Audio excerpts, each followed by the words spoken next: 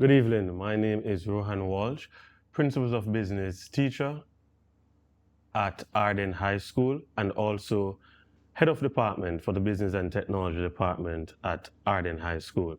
I also teach entrepreneurship economics as well as Principles of Business. Now, today we are going to look at production, which is a part of the CSEC syllabus. Production. Now, before I start a lesson, I usually ask students, what's the difference between a need and a want? Why do I ask that?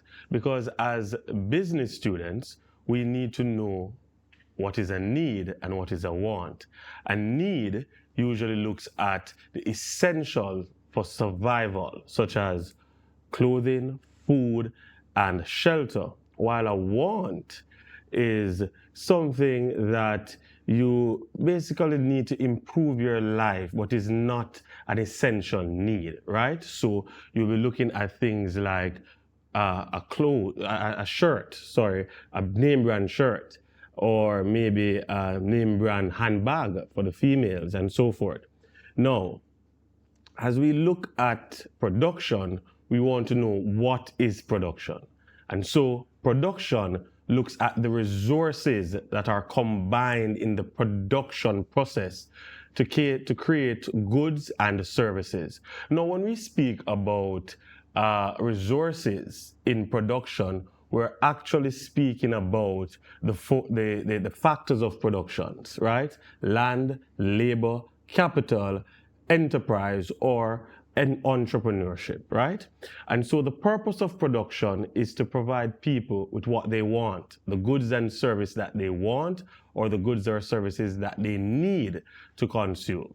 So let us first take a look at the factors of production. Land, the first one, right?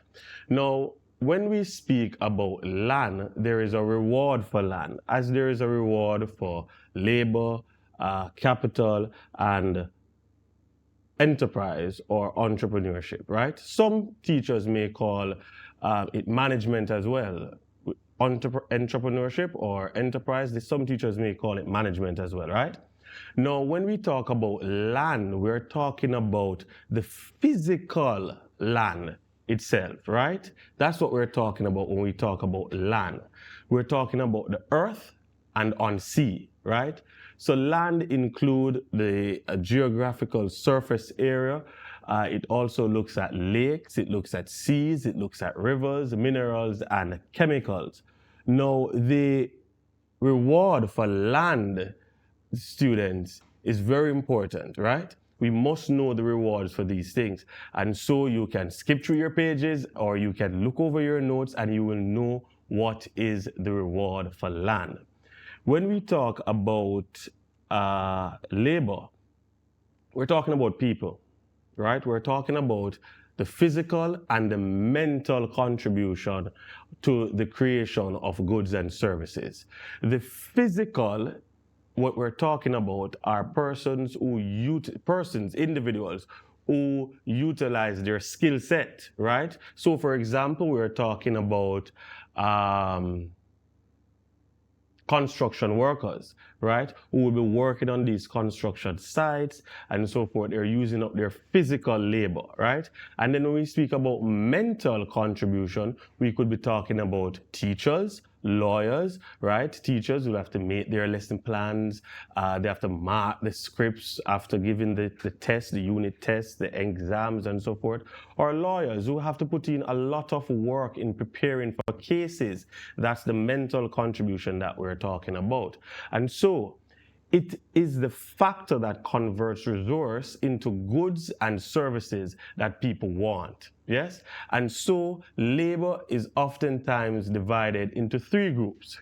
The three groups are skilled workers, right? Those persons who are skilled in their field. So we're talking about the engineers and we're talking about the mechanics and all those persons who are skilled laborers, right? And then we talk about our semi-skilled or unskilled persons. The semi-skilled persons are persons who are not yet at the skill level. They may have not yet mastered the trade. So for example, let us use a site worker, right? He's going to work, right, while he is learning the trade. So he's learning the trade from someone who is skilled. And so this person is not yet skilled, so he is semi-skilled. And then we looked at the unskilled person. These are persons who may not have any skill set, right? But they're out there working, contributing to the labor force. And then we have the professional or the managerial persons. These are persons who are highly skilled, well-trained, yes, and these persons are leading in the industries, right? So these are the persons who are leading. So for example, in your own schools, talk about principals, right? Your principal is a skilled person, would have been in the classroom, would have taught before, but now they are the persons who are in charge of running the school plant on a day-to-day basis, leading from in front. And remember now, when you look back at your internal organizational structure, you would know that a manager, some characteristics of a manager or a leader is to motivate, is to lead, and all those things. So these are the persons that we're talking about. It's divided into three: the skilled, the semi-skilled, and the professional or the managerial person, right? Now we talk about, let's stay on labor for a bit, right? The determinants of labor supply, yes? When we speak about the determinants of labor supply, students, we're talking about the quality of the labor force, right? In the labor force, how many skilled persons do we have? Right? The labor force needs skilled persons. And if there is a lack of this, it will result in the limit in the supply of the labor force. So if the labor force only have unskilled and semi-skilled persons, then we have a problem. We have a great problem. Also health. The standard of the health of persons who are in the labor force. If we have persons in our labor force who are healthy, right, can work up to the age that they are supposed to work up to, then that is good. But if we have persons who are not healthy, right, not eating properly when they were younger maybe, and so we have a labor force that is very sickly, then we're going to face some problems. So health is not only affected by the living conditions, but also by the working conditions. We want strong persons to be working inside the labor force. And then of course, which is very important, critical to the determinants of the labor supply, is training facilities. Now, you would have heard schools and government and the Ministry of Education speak about there's a shortage of workers, especially skilled workers. And so we have to find places, right, that train persons in the labor force, right, training them. And that is why we have places like Hard Trust, yes, where the skilled persons get their training. That is why we have universities, the National University, University of Technology, and the Regional University, the University of West Indies Mona campus, right, here in Jamaica. So these institutions, and even your schools, even the schools that you're in right now, are training facilities to get out skilled persons into the labor force. All right? Now, let us look and let us continue the economic conditions. In some countries, the wages, right, may be sufficient and thus wives may not be required to work. That is in some cultures and in some countries, right? And of course, we have cultural patterns and religious reasons as well.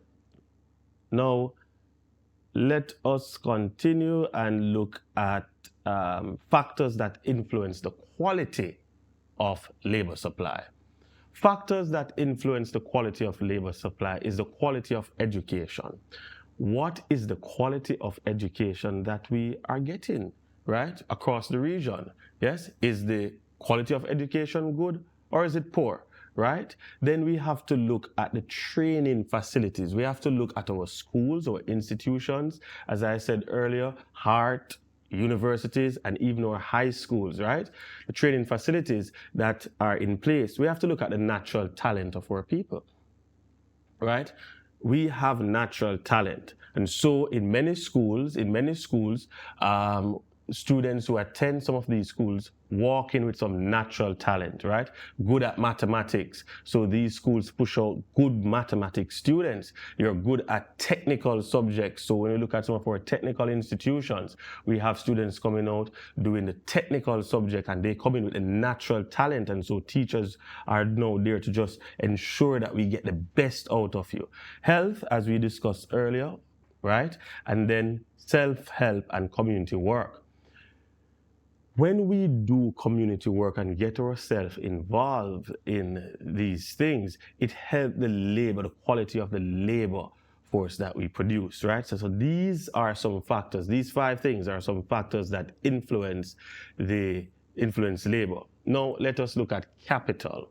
Very important. Capital is very important. Capital is money and all other assets which are employed in the process of production, which is very interesting, students, because oftentimes we just think of capital as money, just spending money. But capital includes things like building, machinery, equipment, stocks, right? Used in making the items we consume. Yes. And we're going to look at that as we go along. Capital, right?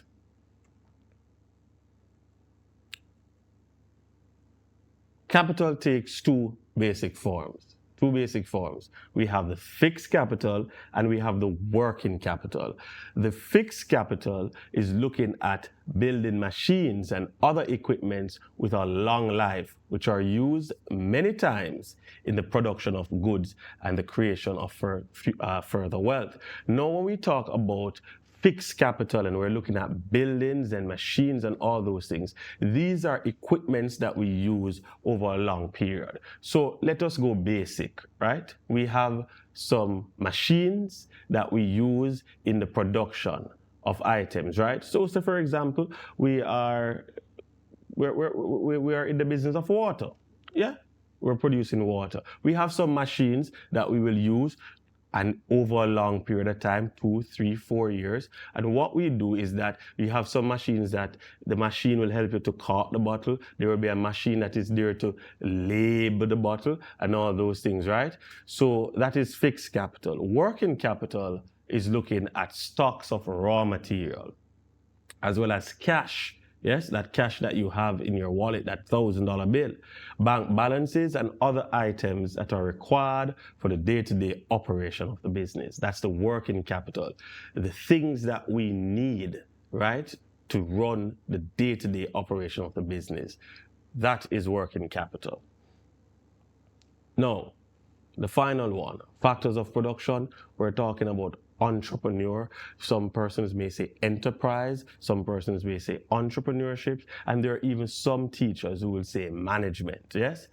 Entrepreneurs are those persons, students, who take the risk. They are the ones who organize, they are the ones who coordinate, they are the ones who look to put in the other factors of production, such as land, labor, and capital. These are the risk takers, right? These are the persons who will go out there and start their own businesses, right? These are the persons who are in some cases you can say, these persons are the risk takers who help to build the workforce, because government alone cannot do it. Public sector alone cannot do it. We're going to need persons to do other things. We need entrepreneurs. So the farmers in the communities, right? The dressmakers, these are the risk takers. We're talking about those persons who go out and say that they're going to go into construction, right? And build the homes, build these nice apartments. These are the risk takers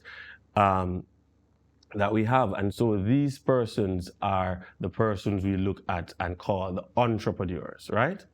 No.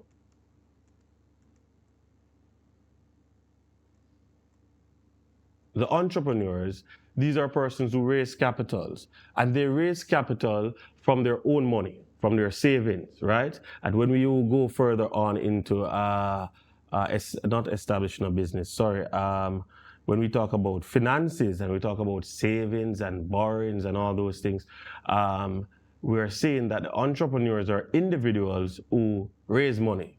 Them borrow money from the bank, as you know. They borrow money from family, because we looked at that when we looked at establishing a business. I'm sure you did that in class. And so they have to borrow money, but not only borrow, they have to use some of their own personal money, which we call savings, right? That they're going to use to invest into the business. And they also have to organize the various levels of labor required. Now, remember earlier we spoke about the three labor can be broken down into skilled, semi-skilled, and professionals. And so the entrepreneurs will have to organize the various labor that will be required. We're going to need skilled workers, we're going to need semi-skilled and unskilled workers, and we're definitely going to need the managerial and professional workers. Everybody plays a role in the labor force, right? Every single person plays a role in the labor force. And then to make any change necessary, as the entrepreneur, you will have to make changes as you go along. Remember when we looked at the internal organizational structure, yes? When we look at that, how you set up your organizational chart, as the business expand, yes? Then definitely you will have to make some changes, because, for example, your business started out with your functional areas such as your production, your marketing, your finance, and your HR. But as the business grow, for example, and you want to expand, you may have to now make changes. Bring in somebody who will be responsible for research and development, because you want to expand your company, you must conduct some research, and those research will then push you towards your next project, what you'll be adding to your company or organization.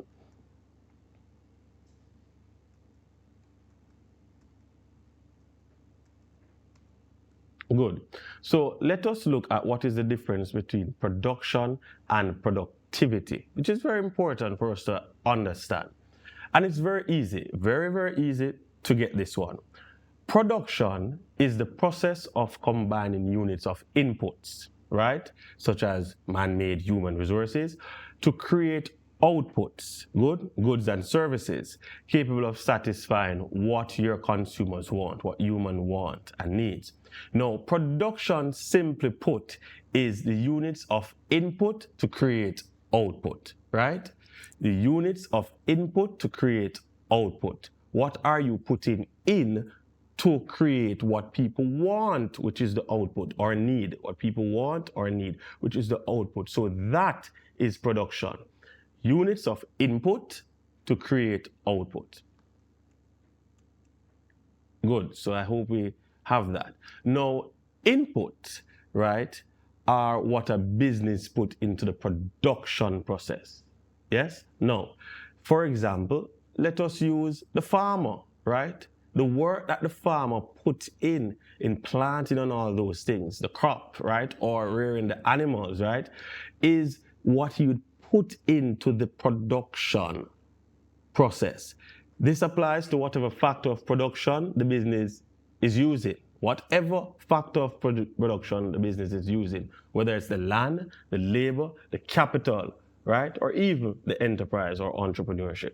And so productivity now, students, is the increase of output from each unit in the production process. So remember, one was the input to get the output. No, that is the production. Now, productivity is looking at the increase of that output from each unit into the production process. And of course, the productivity can be calculated, and you will see the students, especially as you prepare for your exams in January, May, June, thereabout, or February, May, June, thereabout.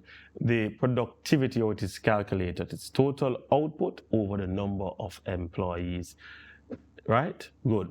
So let us quickly look at ways to increase productivity. How do we increase productivity? First way, increasing productivity is to attracting a supply of labor with the right skills. The first thing is that we need persons who have the right skill set, the labor force. If the labor force within a country, students, lack the commercial, financial, and technical or other skills that they need, then this will limit what they can produce and opportunity for growth. Levels of productivity will be lower and cost higher as a result. So we need to attract the right skill set. And that is why you hear the Ministry of Education and many ministers, even the government saying that we need the skill set in our society. We need them, we're short on them. And so we have to try and attract the right skills, supply of labor. Then we move to human resource development. We have to educate our population, people who live in our country, right? We have to ensure that they're healthy for the workforce, right? Because once persons are properly educated, have the right skill set, and they're healthy for the workforce, then it therefore means that we will have more productivity.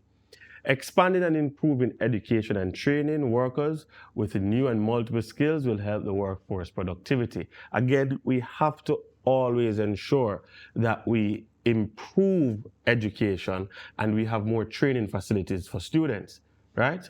For persons in our society, because that will improve workforce productivity at all times.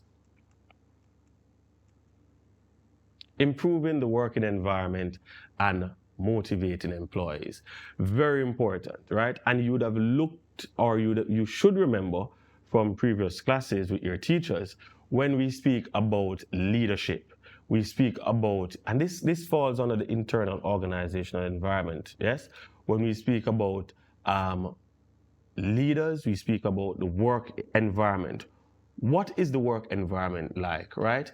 If the work environment, students, right, is not encouraging workers, is not motivating workers, there is no incentives in place for workers, then we are going to have a problem, right? So we have to improve the working environment and motivate employees to ensure that, guess what happens? We pay people at good wages, right? The working conditions are good. So when you go to work and you sit on a chair, for example, the chair don't pop down with you, right? The chair is in good condition, right? And then we have to look at the incentives that we give to our workers, right? And remember, not all incentives will be monetary. Some incentives may just be a nice note to say, congratulations, keep up the good work. And that is what we need to do by improving the working environment. Ensure that the workers in our organizations feel comfortable. Everything is in place. It is a safe place for them. And also we need to motivate our staff as well. Now, let's continue. So we also have to look at improving the business organization and management skills. Management must be well organized to ensure that all the necessary resources to complete the production task are in place. So when you go to work, things must be in place, right? You can't go to work and you hear that this is not here, this machine need fixing and so forth. What will happen, students, is that we're going to have low productivity if things are not in place. So managers must encourage good relationship between employees and trade unions, or associations, right? Because we can have associations as well. So they have to ensure that there's a good relationship between these persons to provide a safe and comfortable work environment to encourage workers to increase the output levels, and also to ensure that workers can give suggestions. Remember when you looked at types of leaders, the democratic, the autocratic, and the laissez-faire type of leaders and so forth.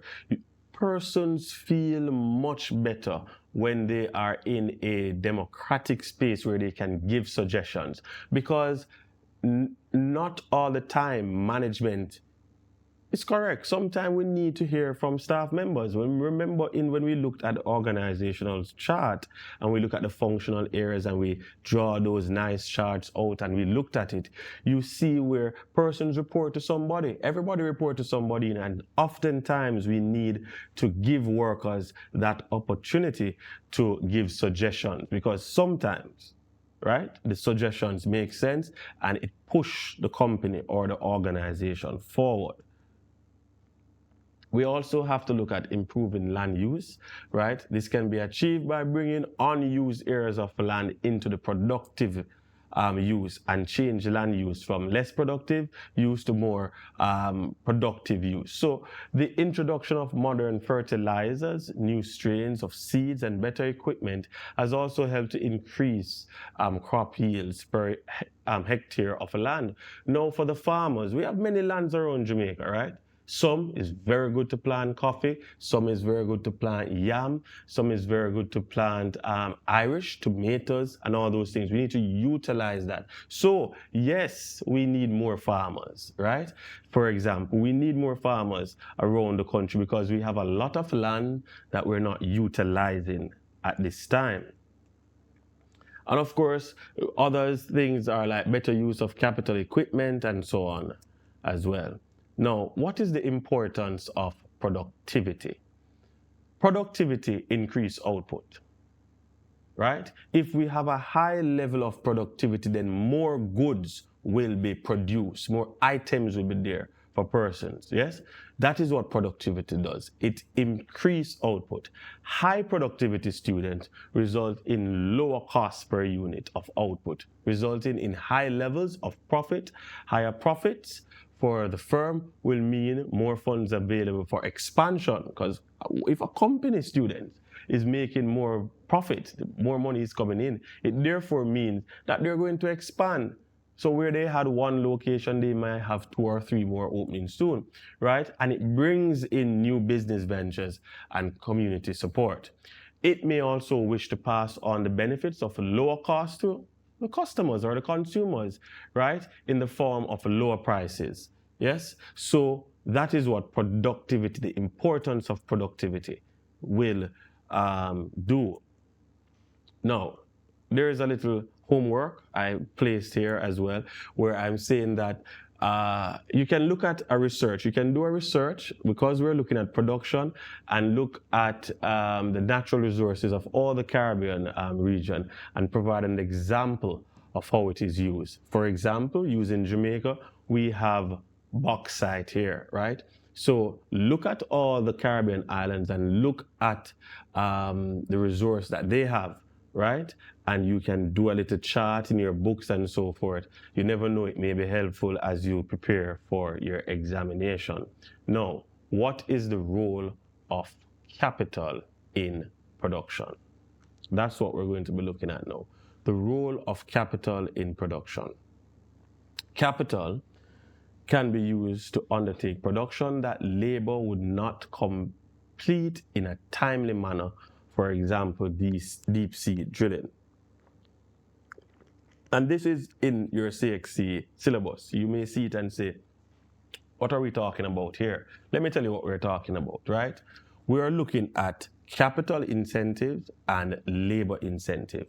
Now, the factors of production can be substituted. Yes, it's like playing a football game, a basketball game, a netball game, cricket, yes? Because even cricket have substitution, where if somebody is hurt, yes, the 12-man comes onto the pitch or the field. Now, what we're saying here is that capital, for example, capital and labor can be substituted.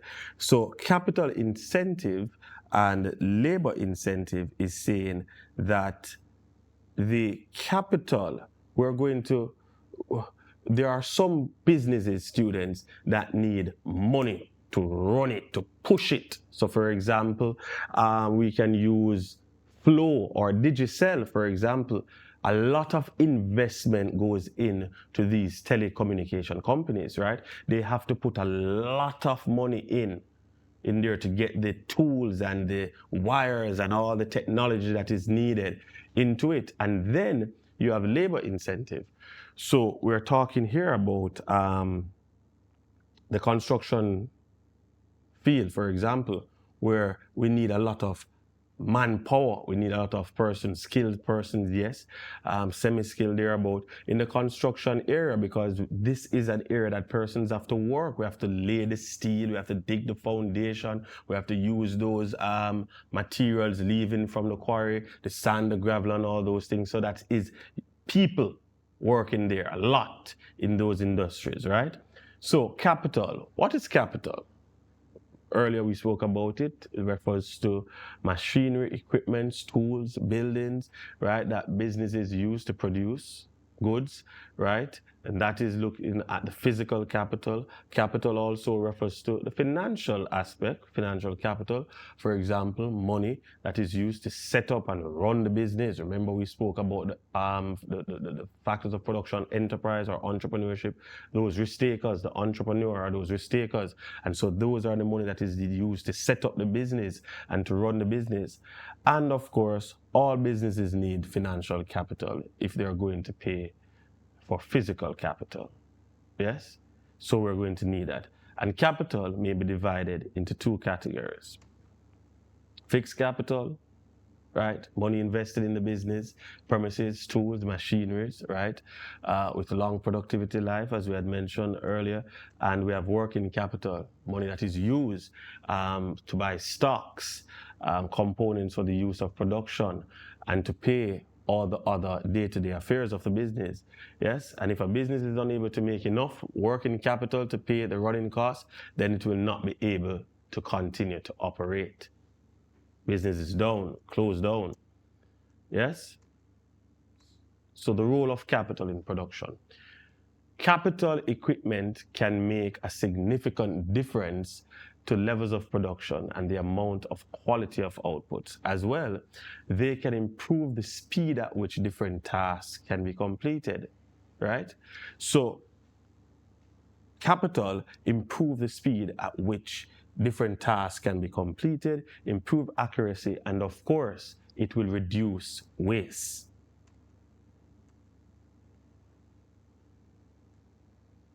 Yes, so looking at some more, the use of more capital-intensive methods of production offers the following advantage. Products can be mass-produced if the market size is large. Yes, so if the market size is a very large one, then of course we can do mass production. A simple thing like water, bottled water, right? It's a large production. We have many companies doing water, and it's a lot of water, and persons are purchasing them and so forth.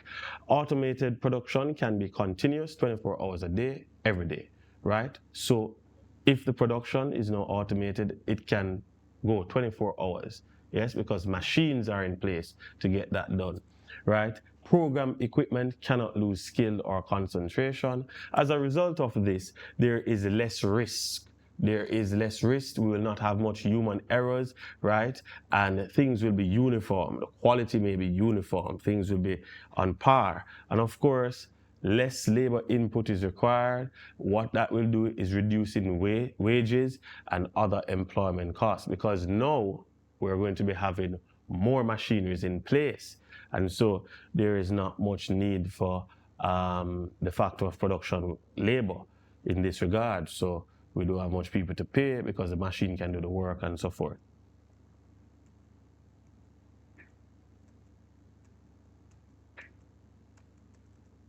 Right, so let's move on to the types of production, right? And remember now, students, we're going to be looking now at types of production as well as we're going to be looking at levels of production. Two different things, right? Two different things. Now, the types of production, very simple. The first one is the primary production, yes? Primary production, or some may call it the extractive production. This involves extracting from our natural resources. Yes? Remember now, in the Caribbean, we have a lot of natural resources. Yes? We do, right? And so this primary production is looking at extracting. Examples of primary production, we're talking about mining. In Jamaica, we have bauxite as mining, right? Fishing, and we also have agriculture, yes? Then we have the primary, we have the secondary production. This production, secondary production, type of production, is looking at the construction or manufacturing. Secondary production looks at manufacturing or construction. This is really the second stage of the production, types of production. And it involves converting the raw materials from the primary production, right, into finished goods. So here is where now we are putting the thing together, right? Converting raw materials into finished goods so that consumers may have, right? We're talking about refinement of oil. We're talking about construction of building. So we use the raw material, yes? We use the raw material, the resources that we have, yes? The sand, the gravel, and all those things that we have. And what we do is we take these now and we build the homes, right? Or the apartments or the shopping complex or whatever. We utilize that and so forth. And of course, building roads just the same, right? And then we have the tertiary production. This is what we call the service production. This is what we call the service production. So this includes all kinds of service industries, such as transportation, communication, and tourism. These can be grouped into direct and commercial services. So now we have the primary types of production, we have the primary, we have the secondary, and we have the tertiary production, right? Those are the types of production, yes? Now, let us move on from the primary. Let us look at the levels of production, yes? So remember, we have the types of production and the levels of production. The levels of production is dependent on the following factors. The levels of production dependent on the following factors. The availability of resources, right, including the availability of land and buildings and machinery, as well as the level of technology, that is the manual labor, right, or automation or computerization. So those are the level of production is dependent on these two things, the availability of the resources and the level of technology. Culture as well, cultural patterns of a country, and the political and economic policies of a country. So what are the cultural patterns? For example, in Jamaica, students on a Sunday, rice and peas and chicken. Most homes will be having that on a Sunday, right? And then we look at the political and economic policies of a country. What are the policies that are in place within the various countries, right? Now, the first level of production is the subsistence level of production. Right here, students, is where we look at the basic needs of the country, yes? What are the basic needs? So production is done on a survival, is done for survival, but not to improve the way of life. And so the subsistence level is where we're talking about the basic needs: shelter, clothing, yeah, food. That is what we're talking about, subsistence level. And then we look at the domestic level. At this level now, students, everything is produced locally. That is, in your country, in the home country. Everything is produced locally. This level does not involve any form of foreign country. Yes? Not at all. No form of foreign country. So there's no products that you're getting. Everything is what you produce in your country. Excess is not available for export. It stays in the country. However, production is adequate to supply for the local demand. So whatever is being produced is for domestic use. It's for us to use in our country. Yes? Right here. That is the domestic level. Now, the next level is, well, before we get to the next level, let us look at both human and natural resources are employed. The whole economy is dependent on what is produced in the country. Then we have the surplus level, right? So we have the subsistence level, which is the first one, right? The domestic level, which is producing for the country. Now we have the surplus level of production, which looks at local demand and for export. So supplying for local demand, as well as we're sending out our products. So, for example, we have Jamaica Boilers, right? They export chicken. Yes, we're talking about coffee, for example, as well. We have a lot of coffee up in the Blue Mountains and so forth, but we still export a large sum of coffee to countries like Japan, for example. So large industries can produce large quantities of output to satisfy the local consumption, right? As well as to earn some foreign exchange from exporting these products overseas, right? Right here, you're seeing sugar and banana industries, for example. And then we have the export level. In some countries, businesses produce goods and services almost entirely to export, right? Few, if any, of their products are sold to their own countries. That is in some countries, right? This may be because there is insufficient domestic demand or to avoid competition with other local businesses. So, for example, many Caribbean countries provide tourism and hospitality service primarily for travelers from other countries. Yes? Primarily, that's it. Just to have persons come in from other countries to enjoy what they have to offer. So before we move on to cottage industry, that is what we talk about when we talk about the levels of production. The types and the levels are totally different.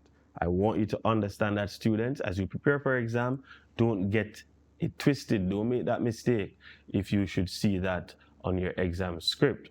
Now, cottage industry is nothing new to any of us, right? Because when you start to look at business in the early days, we talk about barter, and as barter progress, we talk about money and all those things as we progress. I'm sure your teacher would have shared with you about cottage industries. These are community-based, household-based businesses, right? So let's get into that real quickly. What is a cottage industry? A cottage industry is a small business that produces goods or service by using simple technology, right?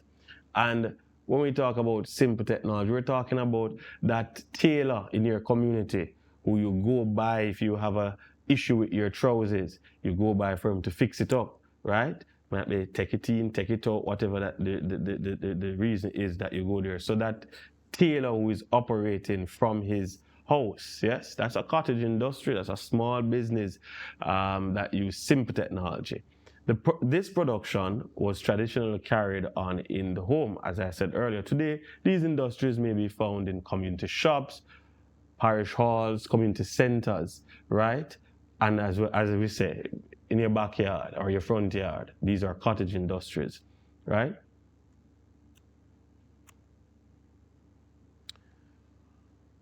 Products made by cottage industries are handcraft items, right? We're talking about leather craft, knitted items, making of dolls and all those things, which is done in your home and then sold there, or persons purchase it from you, and so forth. Food items such as pastries, people bake, especially now that we're around the Christmas time. A lot of baking is taking places. Persons are baking the Christmas cake, and persons are making their orders, right? So they can go in and pick up whenever they want, jellies and so forth. And we're talking about, as I said earlier, tailoring, personal services, hairdressing, barbering, and all those things. Hairdressing and all those things. Your nail technicians and all those things who may have their business at their home and so forth. Those are some of the products made by cottage industries. All right, characteristics of cottage industries now. We have some characteristics. Their small capital is needed. Not a lot of money is needed to start these business, right? So usually the businesses investment comes from the entrepreneur, right? From their savings, yes? And then the firms use simple tools, as we said earlier, and profits made are usually plugged back into the business, and those profits are usually for the person, the sole trader, the sole proprietor, because cottage industries are usually sole proprietorships, right? One person own the business, right? And you know that as well, what a sole trader is, or what a partnership and all those things. So usually a sole trader. So all profit goes to the person. And if the business don't kick off, don't do well, whatever, then of course you know what the consequences would be for a sole trader. They will lose. Right? They will be the one to bear all losses. Right. These are usually, as I said earlier, the sole proprietor, generally home-based, local raw material is used, and the family members are usually the laborers or the persons who work in these cottage industries. What are the important students of cottage industries? They're important. Because one, they provide employment. So even though it's maybe in the backyard or the front yard, right, or in the community centers or so forth, it provides employment. 1, 2, 3, 4, it still provides employment. It helps to promote the country, since most of the items, right, may be purchased as souvenirs by foreigners who come in, right? And then it use local materials. So we're utilizing the materials that we have, right? So those are some of the importance of cottage industries. Small business, let us move quickly to small business and firms, small business, small firms. That's what we're looking at now. So the concept of small business varies from organization to organization, as we know when we looked at establishing a business. I'm sure you'd have looked at establishing a business, and it is relative to the type of business.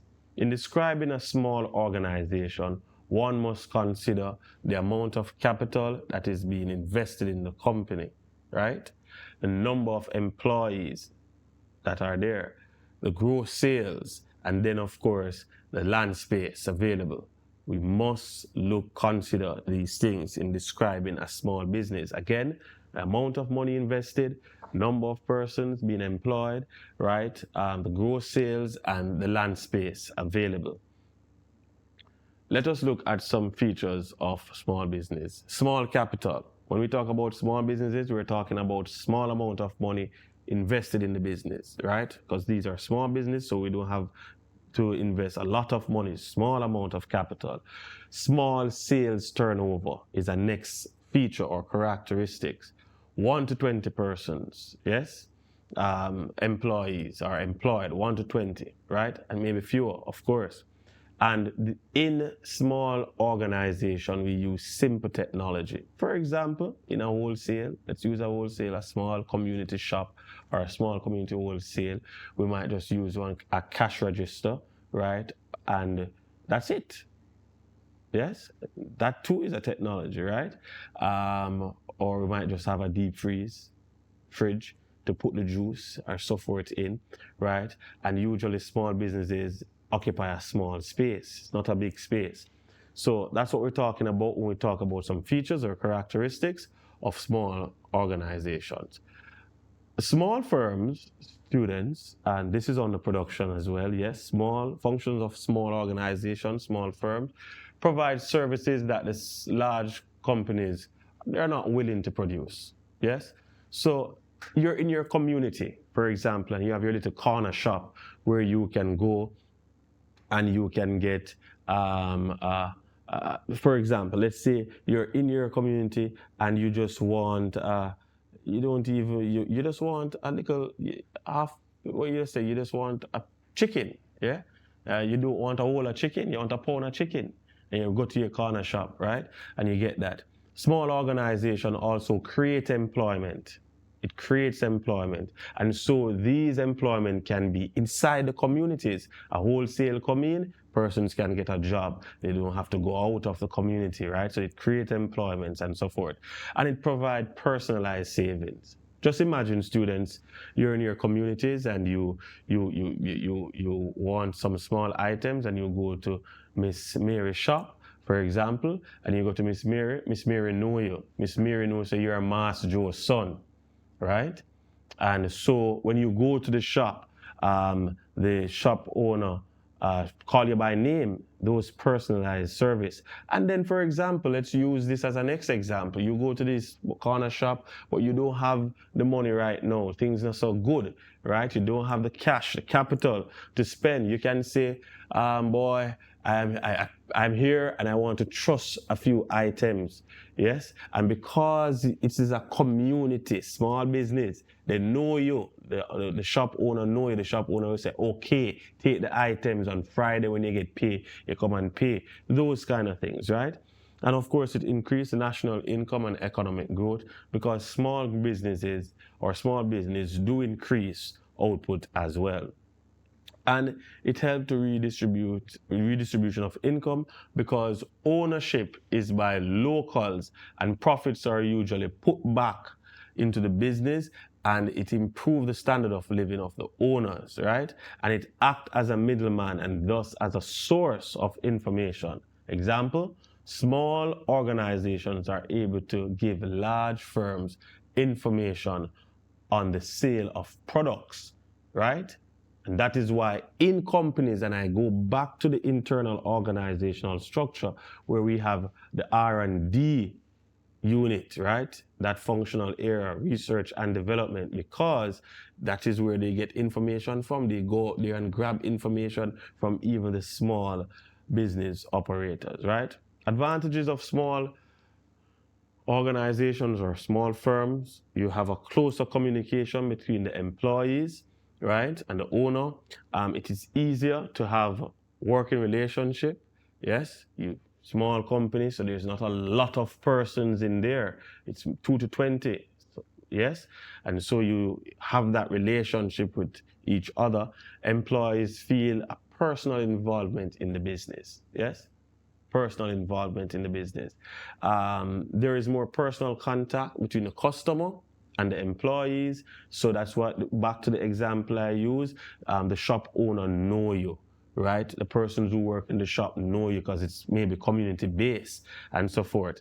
And then of course, small companies do give large organization competition. So it increases competition for large firms because you may start out small, but you are growing over time. You're expanding the business, and so it will give competition, right?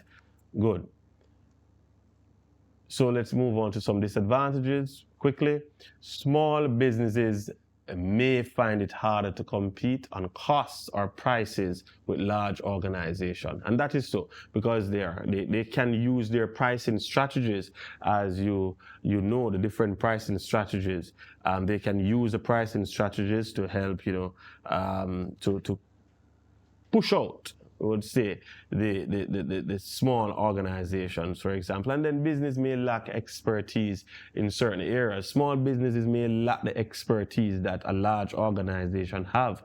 They have more capital, so they can employ more persons who are skilled and are experienced and so forth. And of course, small businesses always struggle from this. This is a big disadvantage. They find it difficult to find money.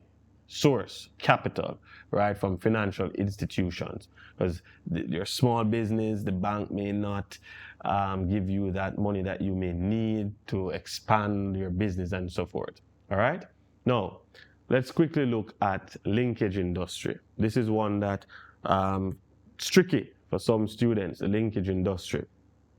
Linkage industry is that firm that is connected to another industry, or when one industry depends on the output of another for its own production, right? The output in the market, the output of the one firm is the input in the making of products, right?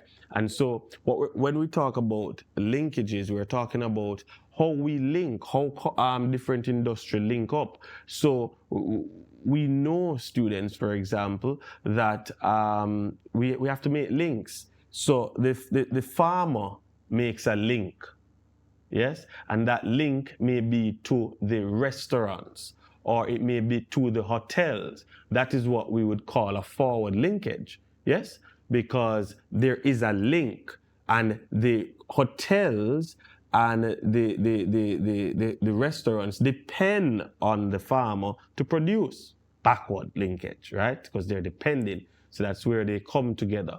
Yes? So in this case, we're talking about the growing of sugar cane and the processing of the sugar cane into sugar is an example of the product from one firm in the agriculture sector, right? Which is a primary production being the input of another firm, which is a sugar processing, which is a secondary production. So there's a link right there. And as I said earlier, the tourism industry depends on the agriculture sector and the cottage industry for products such as fruits, vegetables, and craft items. Yes? Good. So when one industry or sector produces the raw materials for another, this is referred to as forward linkage, right? When one industry or a sector produces the raw material for another, we're talking about forward industry. The example that I gave earlier, the farmer, the agriculture man, the man who farm is producing to the restaurants or he's producing to the hotels. That's forward linkage, right? Because they're depending on him or her, right?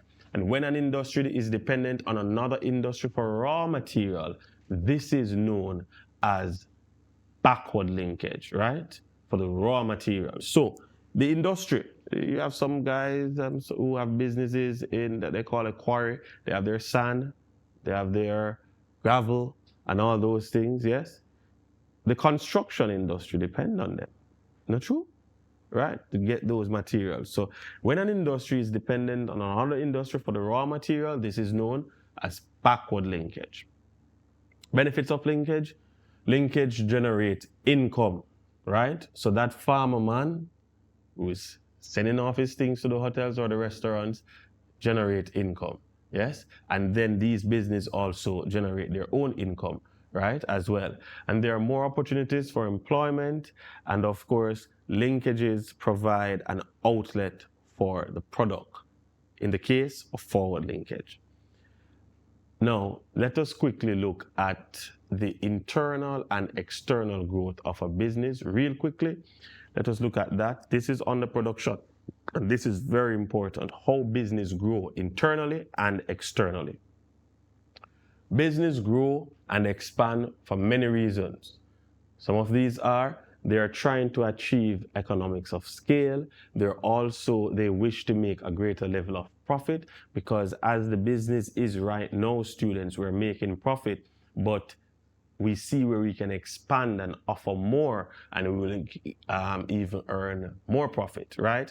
And they are successful, businesses are successful, and so they want to expand, right, to meet the demand of their product, yes? And then we have, they wish to reduce competition and become market leaders. Oftentimes businesses start out and they have a lot of competition, but they want to be top in the thing. And so that is the reason why they expand, because they want to be leaders and maybe, just maybe, even become a monopoly in the marketplace, right? And we know a monopoly is one person dominating the marketplace, one person or one company dominating in the marketplace, right? They are the shakers within that marketplace. Internal growth, a business may grow because, one, opening other outlets. Two, then employ more workers. Three, increase capital. And four, by working existing plant and machinery harder and pushing towards full capacity. So again, it's to open other outlets, employ more persons, and increase capital. That's how business may grow internally. External growth, no. Maybe by a merger, right? A merger with another company. So you're doing well, your friend is doing well, but it's time to come together, right? Two or more companies come together to join a single organization. That's how you can grow externally, right? And of course, a takeover or acquisition. This is where the company being taken over has not agreed to the two companies joining together. So we don't decide that we're going to join. But what we're saying, you can buy me out. You can take over my thing. That is a takeover or acquisition. And of course, by joint venture, there's a contractual agreement between two or more organizations to share their expertise, investment, and management, right? And you can, when we say contractual agreement, we can take us back to when we looked at contracts, right? Contracts, written, verbal, and all those things, contracts. So that is a good thing that will bring back some memories. And of course, effects of growth on a business. The growth of a business may have an effect in the following ways. Organizational structure. If the business is growing, right, then of course the organizational structure will change a bit. It will expand, so, right? Yes. And then capital, yes, and labor and the use of technology, effects of growth on a business. Capital, labor, and technology, use of technology. Right? Good. With more activities and responsibilities to be carried out, the business must employ more workers. That's a fact. Once the business is expanding students, it therefore means that we need more persons to work. Some of these will be managers, some of these will be supervisors, some of these will be line workers, as you would know from your time looking at the internal organizational structure. However, they will have greater responsibility and authority over employees. Yes? More fixed and working capital will be required, and the business may have to seek other source of financing. As well as sales increase, the business can change from domestic level of production to surplus and export level of production, meaning that they're now moving from the domestic, supply in the domestic market. We're now saying we're going to send some. We have surplus now. We're sending some things overseas so we can make some foreign exchange, right? And expand the business by having market overseas. Business will experience benefit as well as disadvantages from growth. Yes?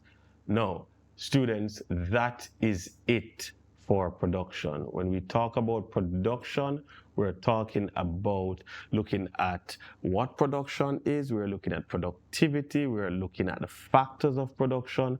We're also looking at the types and levels of production. We're also looking at cottage industry. Yes, those small businesses. We're also looking at small businesses and how we expand these small businesses. So that is production. As you get ready for your exams in February or in May, June, thereabout, I urge you students to have confidence, to read over your notes, to study, to believe in yourself, right? And get yourself prepared. I am certain that you can do it because nothing is impossible once you put your mind to it. Thank you for logging online, YouTube, TikTok, whichever platform it is, to the Principles of Business session today. Again, my name is Rohan Walsh. I am an educator by profession, head of department for the Business and Technology Department at Arden High School. Good evening.